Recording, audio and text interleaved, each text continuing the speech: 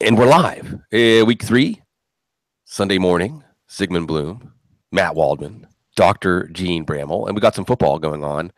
From London, I get to play Cease. So, Matt, you get to play me. Give us a game update here. Actually, if you were tuning in expecting to see a Blake Bortles, Benny Hill show from across the pond, actually hasn't been blooper free so far. Yeah, it's been, Jacksonville got to Flacco early, had a couple of 3-and-outs, and Jacksonville turned that into 10 points with some nice work from their offense. You have, Leonard Fournette and Chris Ivory kind of working in tandem, but Fournette's really making the Ravens secondary look soft. And I really don't like to say that football players look soft, but he's already made some of those defensive backs look afraid to tackle him once he gets into the open field. And it's a lot of fun to actually watch Fournette in action push through people, and the Jaguars are blocking well. They got a touchdown to Mercedes Lewis off a nice little play fake from Bortles in the backfield, and it was Lewis's first touchdown since week 2 of last year. But, Marquise Lee is on the sideline getting retaped after a nice play that they've been kind of throwing out to the flats and underneath the linebackers in this game after they use after they use Fournette and Ivory.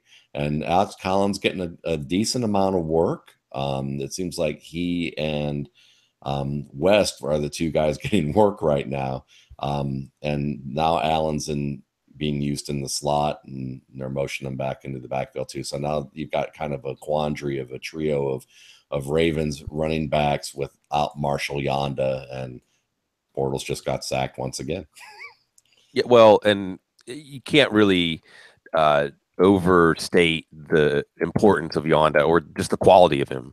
There was a really good piece. We've been talking about the piece, the 5 toughest corners AJ Green faced by AJ Green. And Gerald McCoy did one. It was the 5 toughest offensive linemen he's faced. And one of them, Marshall Yonda. So they're going to miss him. And they've already had some turnover and some turmoil on the offensive line. In week 3, fared Matt to characterize as we get through weeks 3, 4, and 5, especially we get to weeks 4 and 5, a little bit of corrections maybe. And, this Ravens team was 2-0 and dominating their opponents on defense and able to set up their offense with good field position and game scripts. But do you think this is maybe the first of many games where we see some of the units that seem to be more at the extremes coming back to the middle? Yeah, and I think what we see is that, week 1 and 2 is time to say, oh, this team's going to be really good. And then they play a tougher opponent. Oh, they're not very good at all. And then you get they're actually somewhere in between, or the teams that started off poorly or lost a game that the sky isn't falling. And I think that that's the important part about what we're looking in the league, is that sometimes the early weeks are about matchups, and some teams match up better than others, and it doesn't make them really good or really bad. It just makes them a better matchup against a certain opponent than others. And once after injuries come into play, after we see a few weeks, usually it becomes we see in focus what these teams are about, which is why I think as wonderful a job that Clayton Gray does on strength of schedule at Football Guys, and these are preseason content that you should really check out. There's always going to be refinements to that by the end of the month. Yeah, let's talk some matchups and some injuries for week 3. Gene, let's talk quickly. Quickly in the sense that we don't, I don't know if the matchups is exciting, but we do have some injuries with Miami. Jarvis Landry not really has been in danger of not playing, but has been on the injury report with a knee issue. Devontae Parker comes up this week with an ankle. And most interestingly, Jay Ajayi, who did not practice on Wednesday or Thursday, does practice on Friday. He's saying that everything's okay. The team is saying everything's okay. We know about the rumors, the scuttlebutt about bone on bone leading up to the draft. And some reporters even saying that there's a little bit of a hitches giddy up in the Friday practice. What kind of insight can you give us on the trio of Dolphins in this, what amounts to be a bye? I'm giving them the Bloom kiss of death here in week 3. I think they're all scheduled to play. There doesn't seem to be any concern around the team. Adam Gase was calling all of these limited practices precautionary, and it seems that the Dolphins are just taking their time with their vital offensive players. The hitch in Ajayi's gait, I don't know. We'll see how he looks today. He was listed on the injury report last week, although he fully practiced, and then had 30 touches, 28 rushes, and 2 targets that he caught, I believe, if I'm remembering correctly. So it's not a surprise if they have a little bit of concern about what's going on with his knee for them to rest him the early part of this week. NFL teams really don't do much in practice during the week anymore. There might be one padded practice, and that padded practice may not be full speed. I'm not sure what the Dolphins do, but for Ajayi not to do all that much isn't all that concerning. Now, if there is something that we can see in today's game where he doesn't look like he's moving well, or the Dolphins all of a sudden decide that we're not going to give him 20 plus touches in a game where he's likely to get that, then I think we need to be more concerned. But I didn't hear about anything that suggested they were getting the backups ready on the depth chart. They didn't add anybody from the practice squad. They didn't add anybody off the street this week. So until we see the Dolphins being unwilling to give him 20 touches or more, then I think we work under the assumption that it's something we got to watch pretty carefully, but it shouldn't limit him for now.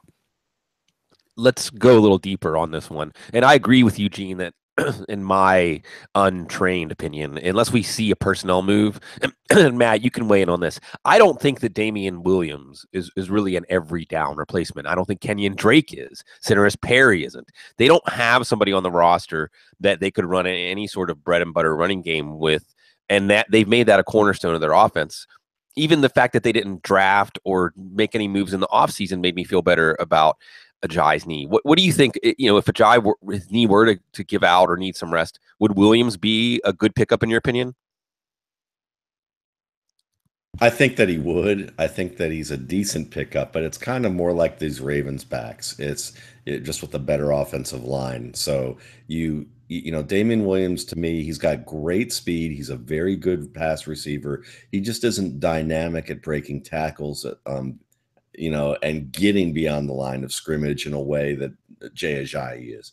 So you're getting a competent type of player, but not much more. Kind of a Zach Stacy with a lot more speed kind of player. And I know that may actually sound really good, but there's a little bit more to it in terms of how he runs. And Kenyon Drake is a space player who still hasn't really learned how to play the game between the tackles. He has occasionally good moments. He's got the Ajayi athletic ability, but has no idea how to use it on the level that he could be. If he maximized that athletic ability, he would be a Pro Bowl caliber back. But he's the classic NFL, I'm going to drool over the combine info pick. But that doesn't pan out unless they actually go, oh yeah, I have to work at this game and become a student of it. And so it's decent. It's a decent plug-in for a flex play maybe, but you're not looking for them from RB2 production. And the guy who has the best shot at that on any given week is going to be Williams. Yeah, I mean, just really quickly, I mean, would you agree with the assessment that assumption of rational personnel management, if they were worried about Ajayi, they would have done something or will do something to bolster their running backs? Yeah, I mean, I think they would, and I think that if what will happen is that it's just the typical mentality that they're like, we're happy with what we have on our depth chart. We think Jay Ajayi is great and he's going to be fine. And I agree that they're thinking that. And if not, the NFL team is going to look at it and go, we're going to see what our depth does. And if they don't do well, D'Angelo Williams is sitting out there on the street. We've got some guys that we can pick up who might be able to give us a shot. Ryan Matthews is out there. Yeah, exactly. So you mentioned something That'd be about a very Dolphins thing to do. It would be. You mentioned something about work and unlocking the all-pro level physical talent. You built this story up very well. You've told the story for Devontae Parker's entire career. Did you see in week 2 signs that he is turning the corner and not just getting by on his natural ability? And how does that impact your decisions on whether to play him in week 3? Yeah, I mean, I think that those things were there preseason and moving forward. He is getting. I haven't seen him really do anything special though, where I've said, all right, all the things that people have reported about him are really coming to fruition. But what I did notice that we didn't see with Ryan Tannehill is that Jay Cutler is definitely willing to target it in a tight window and say, look, I'm throwing this up for grabs. I would prefer to throw this 25 yards downfield and let you run under it and pull the ball away from somebody than to dump it off to Jay Ajayi or Jarvis Landry in this situation. Go up and get it. That's what rapport does. So while we can talk about the steady improvement that Devontae Parker had that everyone's reported, and he's obviously staying on the field and playing outside, which is testament enough that the Dolphin Adam Gase has felt comfortable enough rather than putting him in the slot. The other component it is that Jay Cutler is confident enough in his arm and in targeting tight windows in a way that Ryan Tannehill never has been. Cutler looked great last week. I mean, I thought Cutler looked. No rust, no sign that he mentally checked out whenever he retired, and I think it bodes well. And they're going to have an easy go of it against the Jets. Speaking of the Jets, Gene, the big bully that always takes the Jets lunch money, the Patriots. They had a slew of players on the injury report this week, and it looks like they're all going to play. Amendola, Chris Hogan, the players we care about, Rob Gronkowski, Philip Dorsett. Do you have anything to add on specifically Gronkowski and Hogan as we go into our week 3 lineup decisions? We don't care about Marcus Cannon and Dante Hightower. Oh, we do. Well, Dante Hightower. We'll see more Landon Roberts and Marcus Cannon, the offensive line. Maybe they would miss him against J.J. Watt and company. I'm just messing with you. I'm going to go with what Gronkowski has said. He, in the past, when he's not been confident about his readiness, he has told people or he's not talked at all. And from the time he left the locker room on Sunday through Monday, all the way through the week, he said things like he's good to go, he's feeling good, all of those sorts of things. And on Wednesday, I think was probably the most notable factor of all is that the field was wet out there and they were letting him move around and do blocking drills and, even working with Martellus Bennett, Dwayne Allen on the side and pushing a little bit. One little false step there can tweak a groin strain very easily. So allowing him to do that was as good an indication as anything else, his practice participation throughout the week or anything he said, that he feels like that groin is really a non-issue. It seemed like he got his leg jammed into the ground more than a true mechanism of a strain that would be something significant to limit him. So I think he's going to go, and I don't have too much concern about him. He doesn't look like he's been as explosive so far this year, but it doesn't seem like this is something that's likely to limit him. Chris Hogan battled through 50 or 60 snaps last week with whatever's going on with his knee injury, and he was limited in practice. Both him and Amendola seemed to be saying Friday into the weekend that they didn't have any concerns about their ability to play. All of those players, Amendola included, who it seems like it was more concussion related than knee, but there are some other things going on with Amendola than the concussion, are at some risk of aggravation this week, but looks like they're coming into the game relatively healthy. And it's always hard to read the Patriots injury report, but doesn't seem to be too much concern with those guys. So, Matt, we know there's going to be some bingo calls. I mean, like watching the Patriots pass offense is like playing bingo. You see what little ball comes up. When they turn the ball over, whose name is more likely to be on there? Could it be an Amendola week after how good he looked before he went out in week 1? Is it Chris Hogan now that he's not facing Marcus Peters? Philip Dorsett actually made, I think, one of the better plays of his whole career. He had, I think, the second best yardage total of his career. What do we think as this Patriots passing game starts to settle down? Yeah, I have one quick question. I need a helpline from Mr. Bramwell here on this one. Jets play more zone or man in these days now that Ryan was no longer under the controls there. I think they're a mix. I think they try to do some man concepts without Sheldon Richardson there and Muhammad Wilkerson and Leonard Williams being a little bit banged up. I don't think they do quite as much as they used to. Jamal Adams and Marcus May are both safeties that allow them to run a little bit more zone as well versus what they had in the past with Calvin Pryor and others. So I think it's a mix of concepts. I wouldn't say they lean man for sure, though. Yeah. Then I would say this, and what you're going to probably find is that when they can get a man matchup, they're probably going to match you're probably going to find Hogan in some of those situations. But on the whole, it seems like that with Pryor gone, if you're going to play a little bit more zone, you're probably looking at guys like Amendola and the backs under, and I would say mainly Amendola is going to be a guy that you would probably like against zone. if in terms of man, you're probably going to be looking at Cooks matched one-on-one, Hogan matched one-on-one underneath, and whichever back that they can roll out there who they feel like is going to beat someone one-on-one. And since if Burkhead's not going to play, I don't know. If Burkhead's not going to play, then you're looking at White, and White's better zone. So I think that so you're saying zone for basically Amendola and White, and then man for Hogan and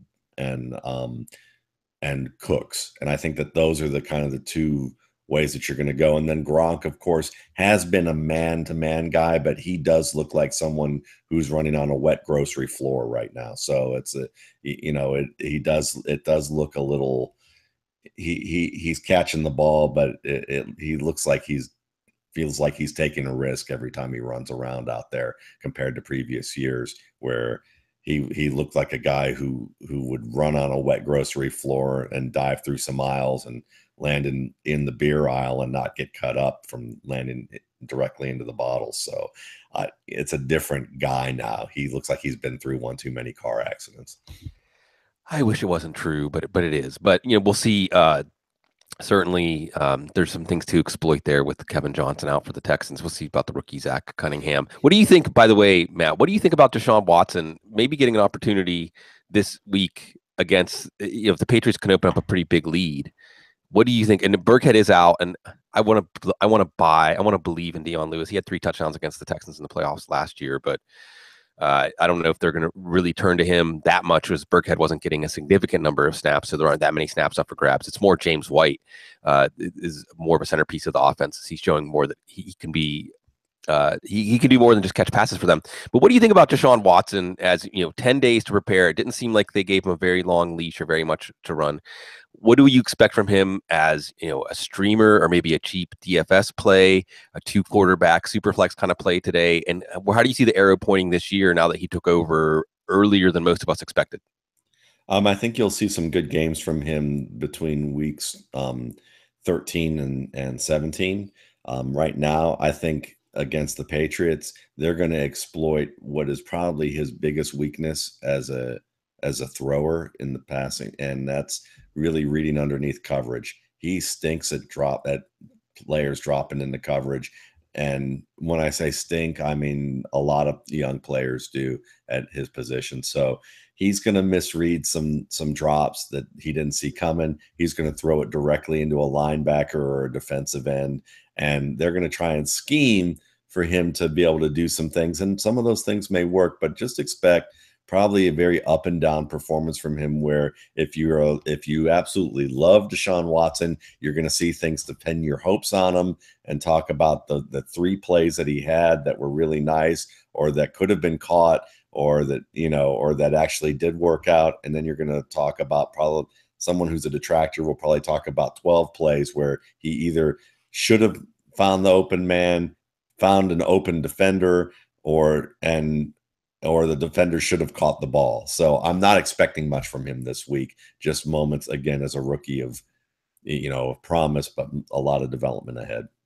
Yeah, reminding me of that 2004 AFC title game against Ben Roethlisberger, when you could just tell Belichick, if we give him this look, he's going to expect this to happen, and if we do this, like you said, he'll throw the ball straight to one of our defenders.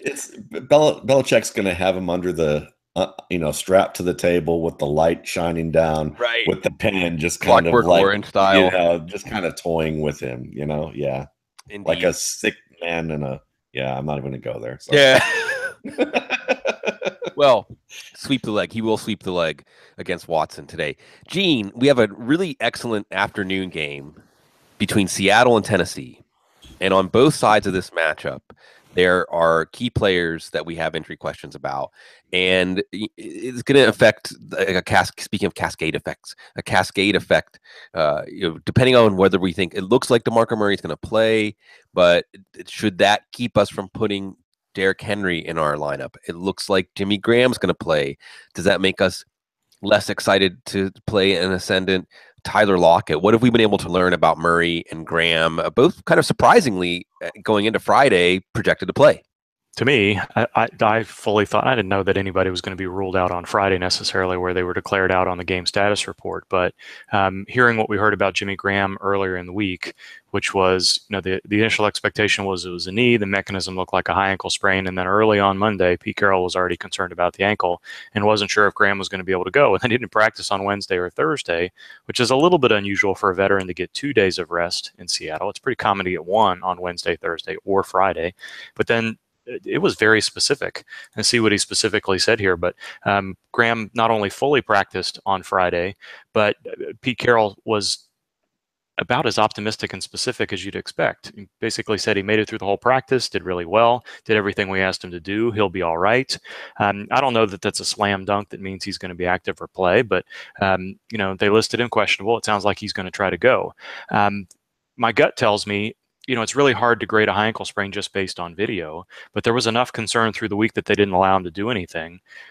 Hopefully he felt well enough after practice Friday, Saturday morning to feel comfortable today to go. So there was no report from Adam Schefter, no report from Ian Rappaport on Graham this morning, which would lead you believe that there's no concern. A lot of times they have a sense of what's going on in Seattle. Again, Pete Carroll isn't necessarily playing things as close to the vest as some other teams. So I think Graham is going to play, but gut would tell you that he's going to be limited in some regard. We've seen Graham play through these injuries in the past, so he knows what he's up against, and that probably makes him more likely to try to play through a relatively limiting high ankle sprain. So I doubt he's going to play 50 to 60 snaps, but he's a player that has shown us in the past that he can do a lot with relatively fewer opportunities. So I think Graham is going to go. I would classify him as limited and maybe half of his usual targets, and you're hoping for a high leverage situation that pays off for him. DeMarco Murray, shocked this morning to hear that he was more likely than not to play. Aggravated hamstring injuries are a concern. We know that's what he has. Wasn't able to finish the game last week, didn't practice until Friday. Mike Mularkey on Friday said we have to let him wake up and see how he feels, and that they weren't going to risk a player being out for a longer period of time by allowing them to play. And they've got Derrick Henry, who's perfectly healthy and productive right now. So what's the point of putting a limited DeMarco Murray out there if you're concerned about an aggravation? So I feel like if Murray is active this afternoon, I don't think we're going to see him all that much unless there's some issue that comes up with Henry.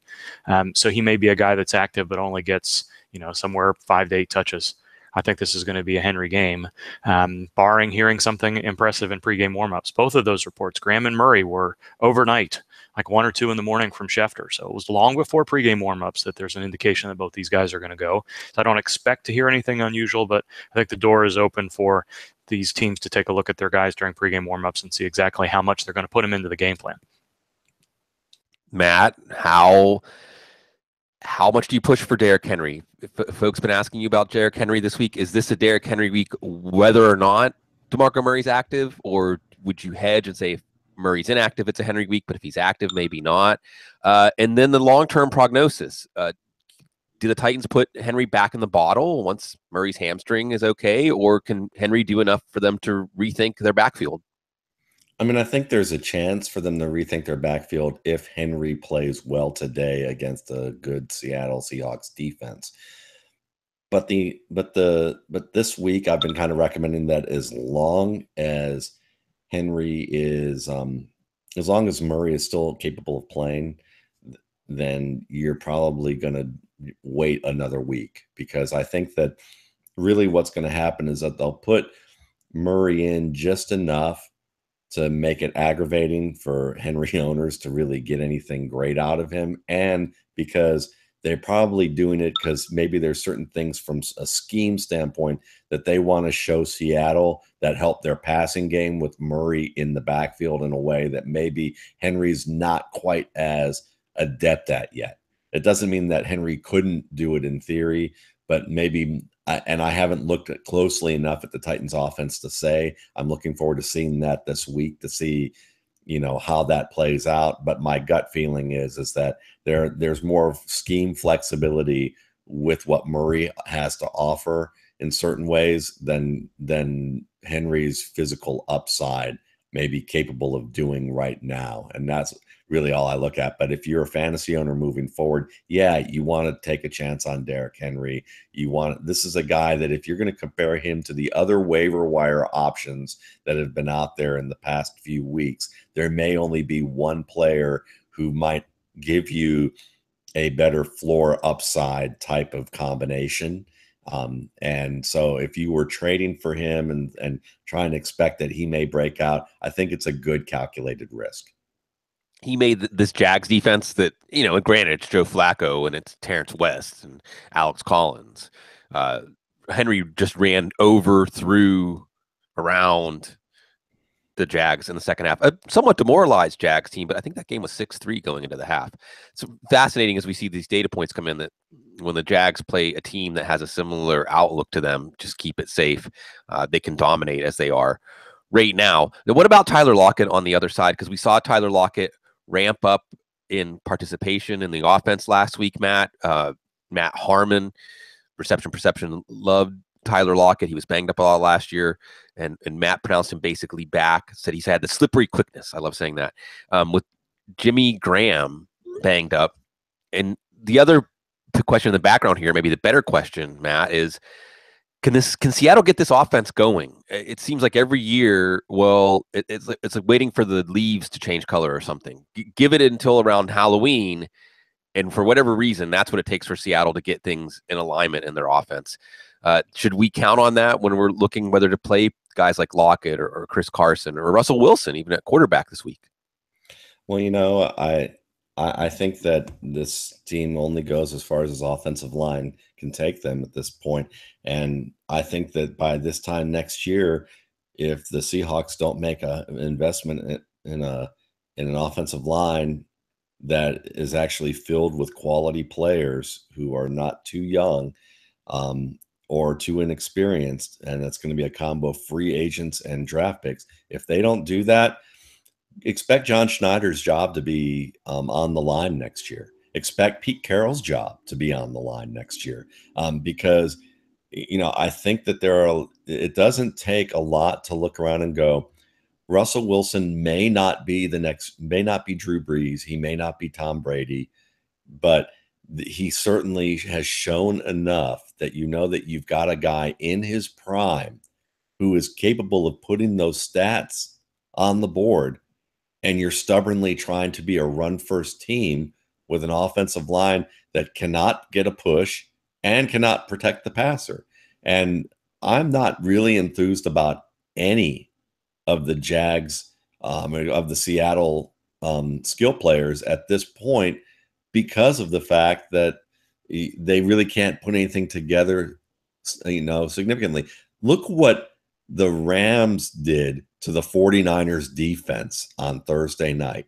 The Rams with Jared Goff, as and we can go into a whole other subject about Goff and his development, but if you asked at the beginning of the year, who's going to score 40 points against the 49ers, you would say, oh, yes, the Seahawks, not the Rams. But the Seahawks the week before, didn't even break 15. So it's when you look at that situation, you have to understand that this team can't generate great fantasy production against the 49ers defense. You don't want those players on your team. Maybe Wilson as your second quarterback right now. And the rest of them are just hit or miss flex plays that you're looking for a big play from. And Graham's capable of that. Richardson's capable of that. And of course, Lockett's capable of it. But the run game, Chris Carson looks nice, but he only looks nice when, I don't know, when on whatever schedule of one every 40 touches that they give a running back that he actually does something. So I don't want him either. Yeah, this is going to be fascinating to watch in the afternoon games once things calm down. We only have a few games to flip in between. And I like the way you frame that, Matt, that after watching Thursday night, after watching the Rams execute time after time after time against the San Francisco defense, Seattle at home had to frantically come back to win that game against the 49ers. Gene, let's turn the page to tonight, Oakland against Washington. And we're getting early word about Jordan Reed and Rob Kelly. As you indicated, we have to take into account the idea that this stuff is getting tweeted out or reported overnight, long before the teams have a chance to look at these players. So it's being reported right now that Reed and Kelly aren't going to play. How much should we count on that going into this, maybe the high-scoring game of the day, certainly more high-scoring than the game we're watching right now, tonight, Oakland against Washington? I think there's still room for both of those players to make a convincing argument during pregame warmups this afternoon, but I don't think that's likely to happen. Jordan Reed has really not been positive all week long. A little bit more wishy-washy one way or the other, but he says this is not like something he's dealt with before. He hinted that it was more painful than the AC sprain that he had last year that limited him, that I thought was interesting. This injury is a little bit more to the front of his chest than otherwise, and there may be some rib involvement there as well, rather than just the joint between the breastbone and the collarbone. So I think it's unlikely that he's going to go. I think the Schefter report there was fairly definitive. It's room for something to happen, but if by some chance he's active, I don't think we're going to see him play much at all. Rob Kelly, cartilage injuries and rib injuries are similar in that they're difficult to breathe through. They involve lots of pain control, and you can try a pain-killing injection and a pad, but breathing, twisting, running, blocking, all of the things a running back needs to do are difficult, and it's a pain tolerance thing. The other thing that may be working against the Redskins is that they know that they have a full week, 10 days, or not 10 days, but 8 days before the Monday night game next week before they need these guys back. So I think Washington's got a good chance to allow them to rest. So I don't think either one of them is going to go. It looks like the ESPN reporters, in addition to Adam Schefter, are saying some of the same things. So Washington likely holds both of these guys out. And I would think that Reed is probably a little bit further away than Kelly to returning, but both of them have a pretty good chance to play next week. And I'm like that you're looking forward to week 4. Redskins at Chiefs. And political correctness aside, it should be a good game. What about on the defensive side of the ball for Washington? Josh Norman, if you've got Amari Cooper, if you've got Derek Carr, if you've got Michael Crabtree, you're very interested. Some optimism he will play, but this isn't one of those ones, Gene, that's being stated definitively like they expect him to play. How does Norman look for tonight, and how should that factor into your decisions? I think he's going to go. He hasn't talked all that much, but when he did talk on Friday, he sounded relatively positive. Could be an issue where there's an in-game aggravation like so many of these others, but he looks like he's going to start and play. By the way, Gene, as we're talking right now, week 6, keep an eye, Ian Rappaport says, keep an eye on week 6 against the Titans for Andrew Luck. And he said nothing that's happened with Andrew Luck has given anyone doubt that he plays this year. How does that scoop from this morning strike you? So what that means is it would not surprise me to hear somebody say that Andrew Luck is practicing next week. That's the way that feels. There's no reason for the Colts to tell somebody that there's a hint that they can target something specific like week 6 without expecting him to practice soon. So I think that's a precursor to a tweet on Sunday evening or Monday that says, yes, the Colts are going to allow Luck to practice next week. So I don't think there's any way that Luck is available to play in week 6 unless that happens. Because again, I feel like he needs at least a couple of weeks throwing to his teammates and ramping up his ability to throw and move around in the pocket and maybe take some drills and pads before they allow him to go. And you just don't expect that to happen in advance of week 4 and week 5. So I think that means we'll see him at least doing some limited things with receivers this week. Hopefully that's what it means. Otherwise, I think that still puts week 6 in doubt. But that's how I read that. Not that we're targeting week 6 all of a sudden, but that means that we're going to hear soon that Luck is ready to practice. Yay. Well, let's go back, Matt. Let's go back to the Oak. What a great matchup tonight, Oakland against Washington. Lots of ins and outs on the Washington side because we could or should see Vernon Davis against. We had Mercedes Lewis score a touchdown. Vernon Davis can score a touchdown. Everything old new again. I mean, even Ben Watson can get involved in here this morning. We also have potentially Samaje Perine, who I think was outplayed by Rob Kelly last week, but it's Oakland. You've got some young players up the gut.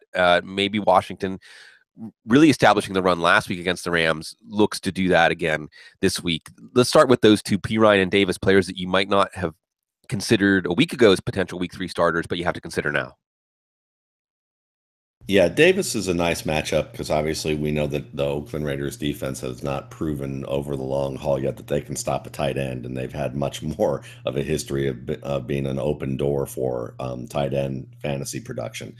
On the Perine side, I think that yes, on a certain level, Rob Kelly outplayed Perine, but on the same time, within watching that game, there you could argue that within a certain context, the Washington offense ran counter Trey multiple times with Rob Kelly, and there were at least 4 different Rams players who were completely out of their element in terms of they were too aggressive and they got sealed to the inside and didn't maintain gap discipline and got fooled by the counter, and they got worn out.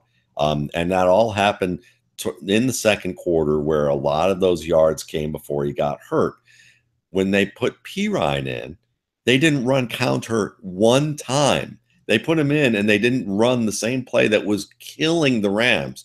So, and on top of that, by the time Kelly was out of that game, they started stacking the box against Pirine early on, because they were like, let's just stack the box and make them, and try and stop this run, even though it's a different player. But, and so I think that part of it was that Pirine didn't look as patient as he should have until about the late fourth quarter. And late in the fourth quarter, he started to come on and look more like a back who was comfortable with the, with the scheme and what they were doing, even though they weren't running their bread and butter play. And it wasn't just me. I mean, it was interesting because when I looked at, watched the game, Chris Spielman was covering that game, and it was interesting that he noted that after they had the Rams on the ropes and drove all the way downfield with that counter play over and over again, they decided in the red zone not to make them try and stop it after they had worn them down, but let's throw 2 fades. And it kind of was like, why are they throwing fade routes when the Rams couldn't stop the counter all the way down the field and they went away from it? And I think that there's a little bit of that with the coaching staff. And I wonder if they just either Pirine hasn't shown that he's comfortable with that run, or they just inexplicably weren't thinking right and about really what they should have been doing there. And they went away from a play that was going well. So I expect more comfort level from Pirine this week. I would take the chance with him, because as good as Chris Thompson looks, he is a limited touch player. The best way that game script is going to go is if really Oakland's ahead by like 3 or 4 touchdowns. If that happens, then it's going to be the Chris Thompson show, and everyone's going to be talking about Chris Thompson. But you don't really want to rely on any team building a 3 or 4 touchdown lead, even if you think that they're a better unit. That's a dangerous type of game script to bet on in the NFL. I'm glad that we get the chance to watch both of these teams more closely tonight. Maybe a game that we're not going to watch that closely unless you want to see where Andy Dalton is, whether they're ready to take him out of the dunk tank and put A.J. McCarron in the dunk tank. Gene, Cincinnati, Green Bay. On the Green Bay side, we've got Jordy Nelson and Randall Cobb, both left the game last week, but have had very different weeks of practice. We're not going to see Randall Cobb. He's doubtful, but how much should we be worried? Randall Cobb had a shoulder injury in the preseason a few years ago and was never really right all season. Am I right? I'm a worry wart. Am I right to raise that specter? And should there be any worries about Nelson after they characterized the injury that took him out last week as a Charlie horse? You are an interesting mix of worrywart and eternal optimist. It just depends on how many players. It just depends on how many teams I have a player on, I guess. But I think unlike the Titans, the Titan situation and some of the other ones we've talked about, I think this is pretty clear. Allowing Nelson to return to practice on Wednesday and fully practicing him all week means that there's little concern here. Now, we know the Packers medical staff is on the conservative side. It's not surprising to see him listed questionable. Nelson listed questionable. I think that tells you that he's still got a little bit of soreness in there, so that there's some risk that something could happen in pregame warmups or during the game. But I think that's unlikely to happen. You're probably going to see a little bit of a bulkier brace there. He's probably going to have a little bit more treatment before the game and during halftime just to make sure that things are going fine. But I don't anticipate him having much limitation unless there's something pretty unlucky that happens during the game. And I don't see Randall Cobb playing. So how long could this linger? It's hard to know, because there wasn't an obvious. There were a couple of plays very early in the game where he was kind of taken to the the ground. And then he made it almost all the way through the fourth quarter, came out of halftime without a lot of additional stiffness or otherwise. They continued to run plays for him where he was running the ball and not just throwing the ball after the injury. But Cobb has dealt with this before, and he knows he's not been effective if he's allowed to linger. Said that he was in pain on Wednesday, and the trend has been negative all week long. So listed doubtful. He's definitely not going to play. You hope that this gives him a little bit extra time to recover, and instead of it being a lingering situation that scares you, as it should, then maybe he comes back a lot closer to 100% and a lot less risk of aggravation for future weeks. Matt, one report, Jason La Canfora, that Joe Mixon's going to get more work today. Do you take a chance on Mixon? And the offensive coordinator turnover gives us that excuse. It's really fascinating, too, because all offseason, we've heard Bengals beat writers basically say that Mixon won't be the starter ceremonially because they have to handle this situation with a bit of a sensitivity, but they know he's their best running back. Does this give them that excuse? Is it time? And with the idea that Bill Lazor may do more up-tempo, it makes sense that your best all-around running back gives you the best capability of running that kind of offense. What do we think about Mixon today? And is this a good time to be trying to trade for Joe Mixon in your redraft leagues, or is the Bengals offense shown us enough, with the exception of maybe A.J. Green, to stay away this year? I think if there's one player who can overcome the woes of an offensive line, who's in this draft, I think Joe Mixon is probably the most capable of those. It's not a great risk, but it does have a nice reward to it in terms of the upside, because when you look around, Christian McCaffrey doesn't have great power. Leonard Fournette isn't the most agile guy, beyond one gap. Dalvin Cook is a good mix of a lot of different elements, but he's not, he really isn't a true power back. Of all those top backs from this rookie class, Joe Mixon is the guy who can make you miss. He can break the tackle. He can go long in the receiving game. He can make bad looking blocks into good yardage plays. And so, it's better than what Hill can do. It's better than what Giovanni Bernard can do. And I think that, if you're going to take a chance, this is the type of player that you want to do that with. And it may not pan out because, again, we're talking about a really bad Bengals line that not only does that, maybe Mixon can do some good work, but if your quarterback can't do good work and you can't move the chains with a mix of run and pass in the NFL, then with a bad offensive line, then you're in bad shape.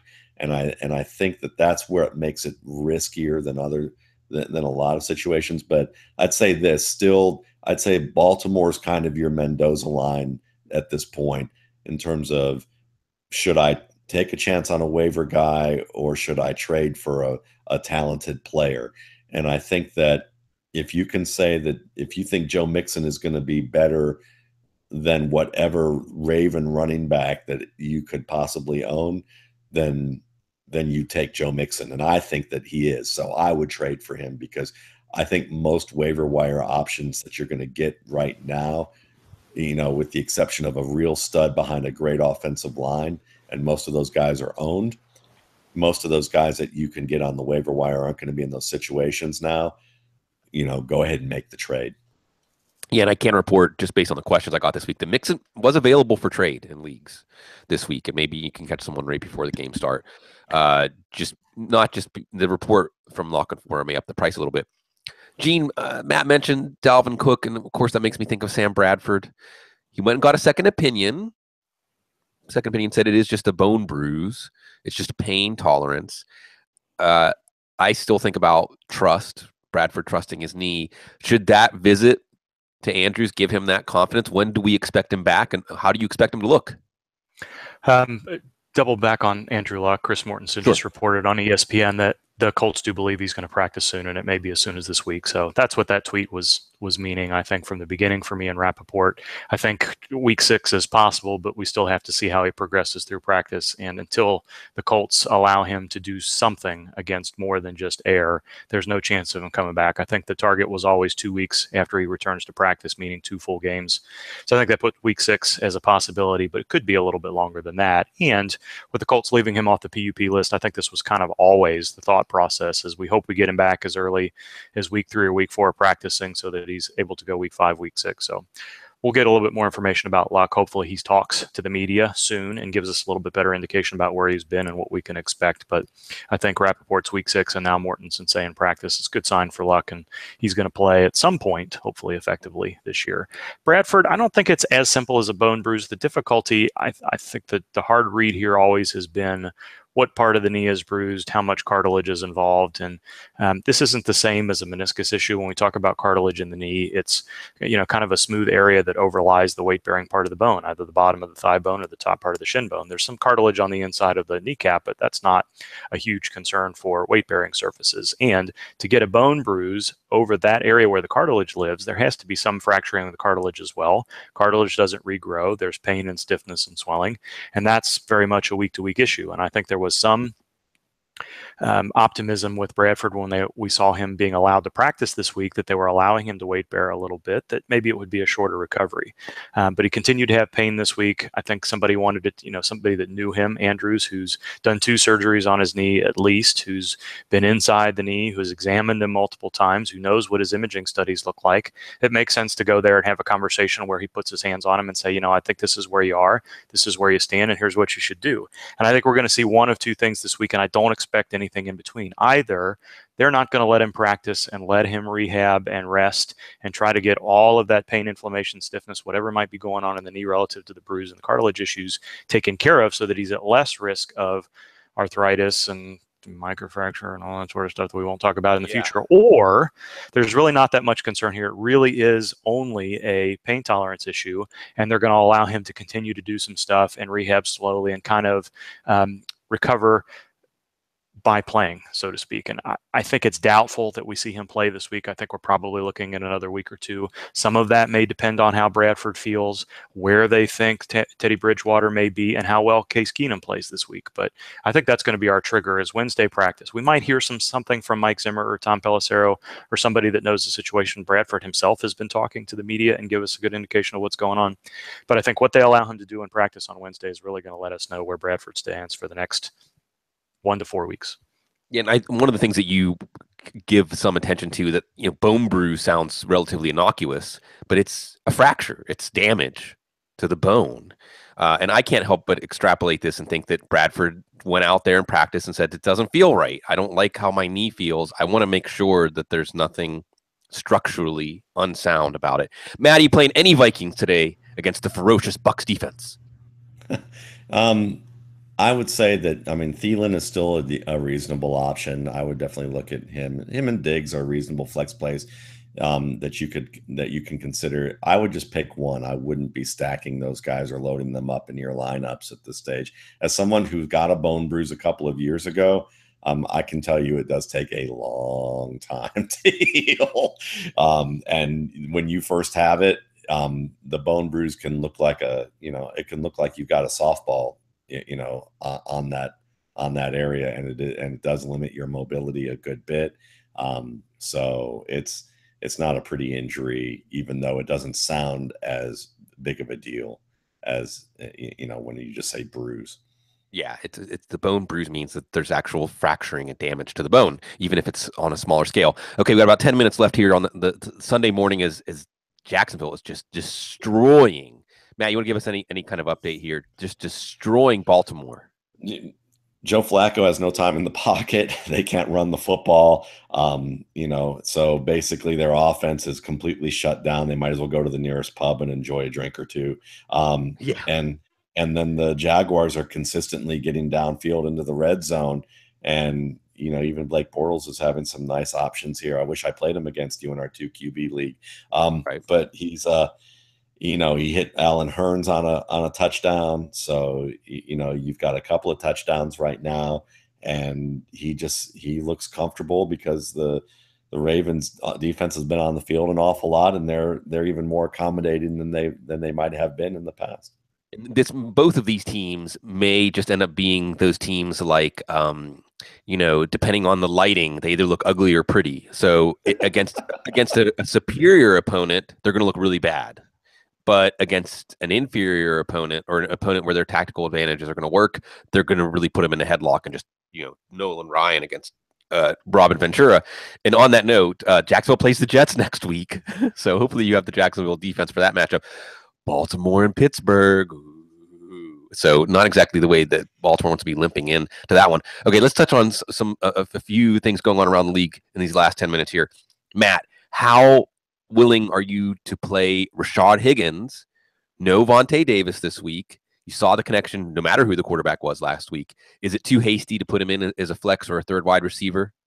No, because the Colts made Kenny Golladay look like a star that everybody drooled over. So, and Rashard Higgins runs a lot better routes than Kenny Golladay has yet.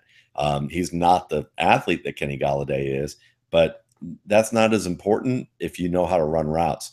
And he's a pretty good route runner who catches the ball very well. And if he had, some of Galladay's athletic ability, he probably would have been no worse than a 4th round pick or a 3rd round pick, with a lot more promise, kind of in Taywan Taylor territory. But yeah, I would take a shot. Gene, how big of a loss, Jason Verrett going on IR this week, and how big of a loss for the Chargers defense? How much should it impact? Some people saying 25 out of 64 games he's played so far. We love Verrett as one of those players who could outperform his small stature. But we're getting closer. Is it too premature for people bringing up the idea that he may never be able to contribute at the level he contributed in the past? Yeah, I think it's too early simply because we don't know what the injury is yet. We don't know if it's related to the ACL or if it's something totally different. There was some indication, I think Anthony Lynn even said they were a little bit nervous about him and maybe tried to do a little bit too much too soon. If that's the case, then you wonder if it's the ACL that needs to be reconstructed or if there's some other sort of complication around that. He's going to get almost 12 months to recover in time for next year. Hopefully he comes back healthy. When he has been healthy, he's been clearly one of the better cornerbacks in the league. So it's a huge loss for the I almost said San Diego again, for the Chargers defense. Wait, maybe you will be able to say San Diego again. Well, that may be true. So that front seven is struggling a little bit with some of the injuries they've had to the linebacker core, but the pass rush with Melvin Ingram is as good as it's ever been. So I think it's going to be tough. It's going to be a lot of shootouts with the Chargers this year, I think, is probably the takeaway from that. And hopefully Verrett, we hear a little bit more about what his injury is and that he's able to come back fully healthy next year. Yeah, that's shootout today with the Chiefs, and it certainly helps Kareem Hunt. Matt, I never thought I would say Atlanta at Detroit is the most intriguing matchup of the day, but here we are. Here we are. Give me a few angles on this game, because I know you're watching Atlanta closely. We've seen Matthew Stafford in Detroit play outstanding. They just gave Jim Caldwell an extension. What do we see in this matchup this week? Yeah, I mean, I think that what we're going to look at here is, for me, I know I'm looking as how this is a good gauge for how good Marvin Jones, Matthew Stafford connection is, because we've seen him against the best, which is Patrick Peterson, 1 catch. We've seen him against a team that's double covered him against the Giants, 1 catch, a touchdown. So or 2 catches against Arizona. Not a lot of work there. But is Atlanta's man-to-man defense, which they will probably run against Jones and not double cover him, is Jones good enough to match up with Atlanta's corners? Because Atlanta's corners are not elite, but they are that next tier down. And if he has a big day against Atlanta's corners, then I'd start feeling more confident about him as possibly a slow starting fantasy wide receiver 2 with some number 1 upside games. If not, then you're still looking at him as probably a wide receiver 3 at best at this stage. And then I'm probably wrong about my assessment of him pre-draft. And that's a guy that I talk about enough that I think it's important to mention him. Then you're also looking at Atlanta's side of the ball and thinking, okay, the secondary has some positives to it, but is there any, can Taylor Gabriel come alive? Can we see more from Austin Hooper, especially with this Detroit defense where, coverage isn't really their strong suit underneath? So there's that. And the same goes for Atlanta's defense, young defenders. Can Eric Ebron, is he good enough to exploit them? Or is he just the same old Eric Ebron who really looks good coming off of the bus, but really hasn't done much for you to get you really excited about him long-term as a player on the field? So those are some of the matchups that I think are most interesting. I think it's going to be a high-scoring game. I think, if you have Ryan or Stafford, you should enjoy it. And really it's Julio Jones once again and Golden Tate are going to be prime guys who are featured in this look. And does Atlanta have, they say that they've had enough depth in their defensive backfield to do a lot of different looks than what they used to. Now, if that plays true in the regular season, then we're not going to see much from Kenny Golladay. But Kenny Golladay will also be a good option as a test to see how strong Atlanta's defense is against the number 3 receiver. Gene, any hope, or should I say, do you have your popcorn out for the Eagles front 7 against Eli Manning? And I know you don't have any ill will towards Eli Manning or the Giants, and speaking of the Giants, by the way, it was Eric Ebron against those Giants. It's Zach Ertz getting the Giants defending the tight end very poorly. And while we're on this subject too, we've seen a report that Janoris Jenkins is going to play. We've seen a report that he's not going to play. Do you have any insight there?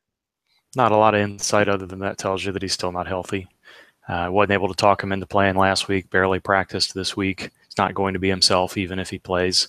Could be an issue for the Giants in lots of different ways. That's a couple of very nice front sevens there. You could say the same thing about the Giants getting after Carson Wentz. Wentz has the fortunate situation of having a much better offensive line than what Eli does. Eli it doesn't look like he's processing quickly. Going to be without Bobby Hart, which, depending on which Giants fan you talk to, may not be a big loss anyway. But I think both of those front sevens are going to get after the quarterback, but I think you have to like Carson Wentz to be more productive than Eli Manning for sure. And by the way, Kimberly Jones reporting right now that Janoris Jenkins is indeed going to play, WFAN, NFL.com. So we'll see. But I agree with Eugene that the differing report shows you that even if he's playing, he might not be 100%. Matt, as we go off on the side, I'll ask you this one. Carolina's offense misfired, sputtered a bit, but they get New Orleans this week. Chance for Devin Funchess, a chance for Kelvin Benjamin, a chance for Christian McCaffrey. Will playing your Panthers be a key to winning this week, or should you not necessarily be taken in by the Saints defense as a red carpet being rolled out, a welcome mat, because, well, it's a little different when it's not the Patriots or Sam Bradford playing the best game of his career? Yeah, I mean, I think it's going to be a little bit in between there. I would not go gung-ho on bad players on the Panthers offense. So Devin Funchess, until he proves he's a good player, I would not go with him. Dixon, if Dixon's the guy who's going to start in place of Olsen, he's a good run blocker. He can catch a couple of short passes. He usually drops a couple. Probably wouldn't want to go with him either. He's a mediocre fantasy player and a decent NFL player. That's kind of the line there. But Benjamin, I think you should take your chances on. McCaffrey, I still think is worth taking your chances on, even though what you're hoping for with McCaffrey is that Carolina stops treating him like a gadget player and lets him be a running back. And if they do that, they may find that, suddenly he runs pretty well between the tackles when they put him as an I back rather than as the wing fullback. So those are some things that I would look at here. Cam Newton is worth a start, but really it's those three and Jonathan Stewart that probably are worth the start. But again, another team that you don't want to load up on. If you have Newton, just stick with Newton. Don't get cute. If you have one of those running backs, pick one of those running backs and just leave it at that. But if you have combos of those players, find somebody else other than the highest potential scoring guy. And to me, that's Cam Newton. Gene, before we leave everybody real quick, Ian Rappaport says Jordan Howard's been playing through a sprained AC joint. I believe they took him off the injury report this week, but should that give you a little pause aside from the matchup against the mighty Steelers? Yeah, they did take him off the injury report, and I think you could sort of, I don't know, maybe I'm reading too much into this, but the Monday press conference from Howard was sort of, all right, I'm taking this sling off. I didn't really feel like myself yesterday, but I'm ready to play this week. And he practiced most of the week, albeit in a limited fashion. But for Chicago to take him off the injury report, knowing that they list a ton of players questionable, suggests that they are going to allow him to do as much as he's able to. Whether that means he gets a little bit more playing time on passing downs this week, I don't know that I'd go that far. And he's definitely at risk of an in-game aggravation, but he's committed to try to play through this, and hopefully they can pad it up in such a way that he'll be a little bit more willing to mix it up between the tackles and be a little bit more productive this week. We will pad up your season experience with camaraderie, information, insight, sometimes agony and ecstasy and all the emotions in between as we're taking this ride with you. We love getting to do this with you every Sunday morning, every Thursday night, Audible, 8 episodes a week. You check out everything. All Gene Bramwell keeping you on the injury front updated, and Matt Waldman, the top 10, the gut check, and everything else wonderful that we get from the fountain that is his mind. Football Guys, the fountain of information and love of football. We appreciate that. We do it for you always. And you get some more time to agonize about your lineups as we'll watch Joe Flacco throw a lot of 2-yard passes to Javori Salin in the second half here. Really, they had to give London, Baltimore, and Jacksonville. Well, we're going to get some good games this week and coming up. Maybe not this morning. We're always with you either way here at Football Guys. We love you because you stay classy.